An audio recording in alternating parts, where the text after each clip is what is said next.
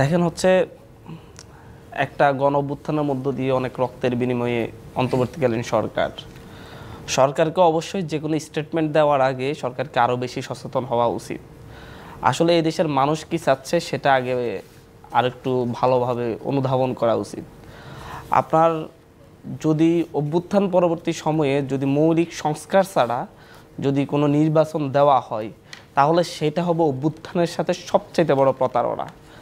আপনার যদি 5 দিনের মধ্যেই যদি মৌলিক সংস্কার সম্ভব হয়, যদি 5 দিনের মধ্যেই যদি হচ্ছে আপনার গণহত্যাকারীদের বিচার হয়, যদি 5 দিনের মধ্যেই গণহত্যাকারী দল হিসেবে আওয়ামী লীগকে নিষিদ্ধ করা হয়, যদি 5 দিনের মধ্যেই নিশ্চিত করা হয়ে যায় 14, 18, 24-এর মধ্যে যারা 24-এ যারা ইলেকশন করে আওয়ামী তন্ত্রকে প্রতিষ্ঠিত করেছে, ফ্যাসিবাদকে প্রতিষ্ঠিত করেছে, যারা ওই সময়ে ভোট চুরি করে উপজেলার চেয়ারম্যান, ভাইস চেয়ারম্যান হয়েছে, ইউনিয়ন পরিষদ চেয়ারম্যান হয়েছে, যাদের বিরুদ্ধে এরকম অভিযোগ আছে, এরকম কমিশন গঠন করে 5 দিনের মধ্যে তাদেরকে আগামী নির্বাচনের জন্য নিষিদ্ধ করা যাবে, তাহলে আমি মনে করি 5 দিন পরে ইলেকশন হোক।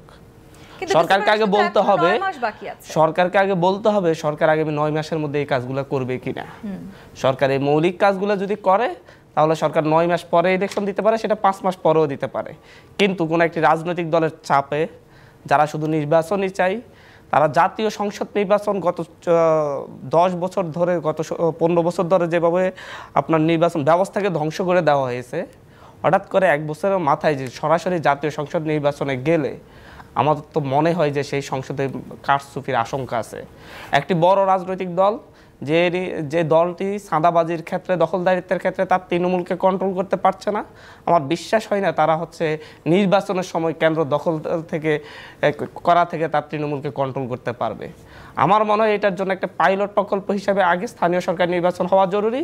স্থানীয় সরকার নির্বাচনের মধ্য দিয়েই দেখা যাবে আসলে সরকার এবং নির্বাচন কমিশন কতটা কেন্দ্র দখল, ভোট কারচুপি থেকে কেন্দ্রগুলোকে মুক্ত রাখতে পারে। এর মাধ্যমেই জাতীয় নির্বাচন একটা প্রস্তুতি সেরে যাবে। আমরা কোনো প্রস্তুতি ছাড়া হঠাৎ করে যদি জাতীয় সংসদ নির্বাচন হয়ে যায়, প্রতিটি জায়গায় যেভাবে হচ্ছে দখলবাজি থেকে এদের থেকে মুক্ত করতে পারছে না, যেভাবে চাঁদাবাজি থেকে বিভিন্ন জায়গায় মুক্ত হচ্ছে না, সেখানে তো আমরা দেখতে পাচ্ছি প্রশাসনের ব্যর্থতা। প্রশাসন যে সফল হবে, প্রশাসন যেই দলই করুক, আমরা তো বেশিরভাগ ক্ষেত্রে 95% কি 99% বলতে গেলে তো এক দলই করছে, বাকি 1% হয়তো অন্যান্য দল করছে, অন্যান্য গোষ্ঠী করছে। কিন্তু যখন হচ্ছে 99% কেন্দ্র, তো তারা হচ্ছে যেভাবে হচ্ছে বাসে, ঘাটে, আপনার হচ্ছে বিভিন্ন স্টেশনে তারা যেভাবে প্রভাব বিস্তার করছে, সেই প্রভাব যে কেন্দ্রগুলোতে, ভোট কেন্দ্রগুলোতে বিস্তার করবে না এর তো কোনো নিশ্চয়তা নেই। তারা যদি তখন বিস্তার করতে যায় তাহলে তো এই প্রশাসন তো তাদেরকে থেকে তো এই কেন্দ্রগুলোতে প্রভাব বিস্তার থেকে মুক্ত রাখতে পারবে না।